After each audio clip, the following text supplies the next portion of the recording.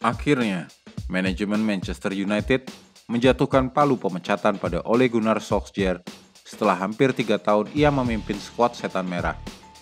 Padahal sang manajer Norwegia ini datang sebagai pahlawan pada bulan-bulan pertama tahun 2018. Namun kini hampir semua pendukung Red Devils lebih suka Solskjaer pergi.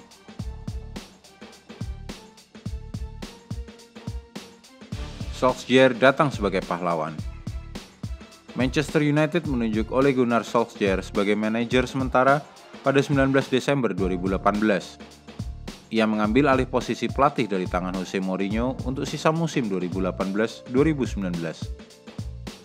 Penunjukan mantan pemain Setan Merah ini sebenarnya hanya dirancang sementara. Dengan Solskjaer dijadwalkan kembali ke klub Norwegia Molde pada Mei 2019. Pertandingan pertama Solskjaer adalah melawan mantan klubnya, Cardiff City, pada 22 Desember 2018, dan Manchester United menang dengan skor 5-1. Ini adalah pertama kalinya Manchester United mencetak 5 gol atau lebih dalam sebuah pertandingan Liga Inggris sejak terakhir kali hasil imbang 5-5 melawan West Bromwich Albion di pertandingan terakhir Sir Alex Ferguson sebagai pelatih sebelum ia pensiun pada Mei 2013. Kemenangan dalam 5 pertandingan liga berikutnya membuat Solskjaer menjadi manajer Manchester United pertama yang memenangkan 6 pertandingan liga pertamanya sejak Sir Matt Busby melakukannya pada tahun 1946. Kelima laga itu adalah 3-1 lawan Huddersfield Town, 4-1 lawan Bournemouth, 0-2 di kandang Newcastle United, 0-1 di Tottenham Hotspur, dan 2-1 melawan Brighton. Kemenangan beruntun berakhir pada laga ke-7 saat bermain imbang 2-2 di kandang melawan Burnley pada 29 Januari 2019. Atau bisa juga disebut laga ke-9 beruntun di semua kompetisi jika memasukkan kemenangan Piala FA atas Reading di kandang dan kemenangan tandang di Arsenal. Sebagai akibat dari semua kesuksesan itu, Solskjaer dikukuhkan sebagai manajer terbaik Liga Inggris untuk periode Januari 2019. Saat timnya memperoleh 10 poin dari kemungkinan maksimal 12 di Liga, menjadikannya manajer Manchester United pertama yang memenangkan penghargaan sejak Sir Alex Ferguson pada Oktober 2012 dan orang Norwegia pertama yang dinobatkan sebagai pemain atau manajer terbaik bulanan. 2 kemenangan tandang berturut-turut di Liga melawan Leicester City dan Fulham memberi United 6 kemenangan tandang berturut-turut di semua kompetisi untuk pertama kalinya sejak Mei 2009. Berhasil mengumpulkan 25 poin sejak mengambil alih kursi panas di Old Trafford, Solskjaer memperoleh lebih banyak poin daripada manajer lain dalam 9 pertandingan pertama di Liga Inggris. Kemenangan 1-3 di Crystal Palace pada 28 Februari 2019 menjadi rekor terbaru klub dengan 8 kemenangan tandang berturut-turut di semua kompetisi. Momen penting bulan-bulan pertama. Momen terbaik Solskjaer justru terjadi di kancah Liga Champions. Usai kalah di kandang sendiri 0-2 oleh Paris Saint-Germain pada leg pertama 16 besar, mereka berhasil menang 1-3 di Prancis dengan gol tendangan penalti Marcus Rashford pada menit 94 terbukti menjadi penentu kelolosan. Skor agregat 3-3 tapi Setan Merah memiliki keunggulan gol tandang. Manchester United menjadi tim pertama yang lolos ke babak berikutnya setelah tertinggal 2 gol agregat dari leg pertama. Itulah momen yang paling menentukan dalam pemberian kontrak permanen bagi Solskjaer pada 28 Maret 2019. Selain keberhasilan memenangkan 14 dari 19 pertandingan di bawah tanggung jawabnya. Red Devils mengakhiri musim 2018-2019 pada zona Liga Eropa, urutan ke-6 dengan 66 poin. Hasil dari 19 kemenangan, 9 imbang, dan 10 kali kalah. Sebenarnya hasil ini lebih buruk daripada musim 2017-2018 saat Jose Mourinho berhasil membawa Setan Merah ke urutan kedua dengan 81 poin. Tetapi ada banyak kesabaran dari pendukung dan juga manajemen tim. Terutama sekali karena posisi Solskjaer sebagai mantan pemain dan sosoknya yang gemar tersenyum menyebabkan tidak banyak suara ketidakpuasan.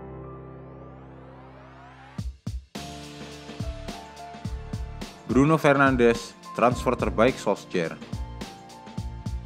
Salah satu keputusan transfer terbaik dari Solskjaer adalah mendatangkan pemain Portugal, Bruno Fernandes, dari Sporting CP pada 29 Januari 2020. Hal ini dibuktikan dengan posisi setan merah di klasemen. Klub tengah berada pada posisi ke-7 klasemen Liga Inggris saat kedatangan sang pemain Portugal itu pada awal Februari, berhasil finish pada ranking ketiga pada akhir musim. Tentu tidak sesederhana itu karena sepak bola merupakan olahraga tim.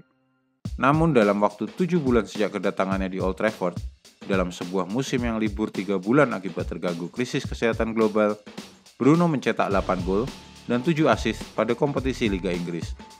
Juga 3 gol dan 1 assist di Liga Eropa. Pada 16 Maret, Bruno Fernandes terpilih sebagai pemain terbaik Liga Inggris bulan Februari. Pada tanggal 30 Juni, Bruno Fernandes mencetak brace atau 2 gol pertamanya untuk klub dalam kemenangan 3-0 atas Brighton. Untuk penampilannya di bulan Juni, ia memenangkan gelar pemain terbaik Liga Inggris bulan Juni dan gol terbaik bulan Juni. Ia menjadi pemain pertama yang memenangkan kedua penghargaan itu secara bersamaan dalam sejarah Premier League.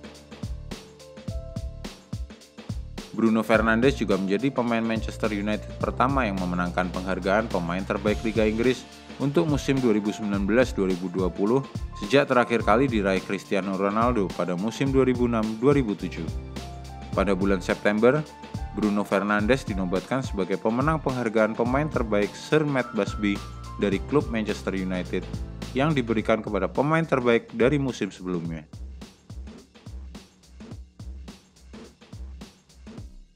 Musim 2020-2021 adalah musim terbaik Solskjaer. Jika ada musim terbaik Ole Gunnar Solskjaer, maka itu adalah musim 2020-2021 saat klub finish pada urutan kedua di klasemen Premier League dan di saat yang sama berhasil lolos ke final Liga Eropa meski pada akhirnya ditaklukkan dalam adu penalti oleh Villarreal di final. Manchester United memperoleh 74 poin dan finish pada urutan kedua. 5 poin di atas Liverpool pada urutan ketiga yang merupakan juara Premier League pada musim sebelumnya, musim 2019-2020. Namun setan merah tertinggal 12 poin di bawah rival sekotanya Manchester City yang meraih 86 poin. Jumlah kekalahan 6 kali sebenarnya sama banyak dengan tim Sky Blues itu, tapi United mencatatkan terlalu banyak hasil imbang, 11 kali sepanjang musim, yang menyebabkan mereka kehilangan 22 poin yang terbukti sangat menentukan dalam perlombaan menjadi juara musim 2020-2021 tersebut.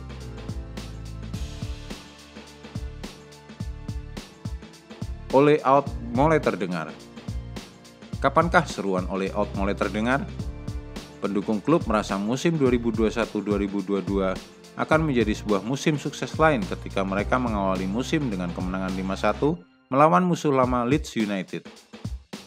Solskjaer masih melanjutkan awal musim yang mengesankan itu dengan 3 kemenangan, masing-masing melawan Wolves, di West Ham United, selain saat menjamu Newcastle United.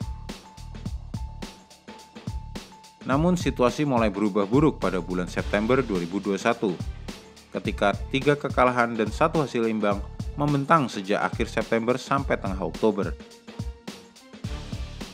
3 kekalahan itu terjadi saat melawan Aston Villa 0-1, kalah lagi 4-2 di kandang Leicester City, dan yang terutama kekalahan telak 0-5 oleh Liverpool di Old Trafford pada 24 Oktober 2021. Itulah awal seruan Ole out mulai terdengar sangat keras. Ditambah lagi kekalahan melawan rival sekota Manchester City pada 6 November. Meskipun skornya hanya 0-2, tetapi kekalahan lawan City terasa lebih menyakitkan daripada kekalahan melawan Liverpool. Pada saat yang sama di kompetisi Liga Champions, mereka mengawali musim dengan kekalahan 2-1 di kandang tim Swiss Young Boys. Dan palu pemecatan itu akhirnya jatuh juga setelah Manchester United kalah melawan tim promosi Watford pada 20 November 2021 dengan skor telak 4-1.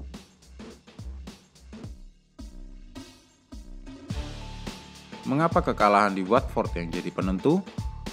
Untuk bisa memahami alasan pemecatan Solskjaer usai laga di Watford, maka kita harus melihat beberapa alasan.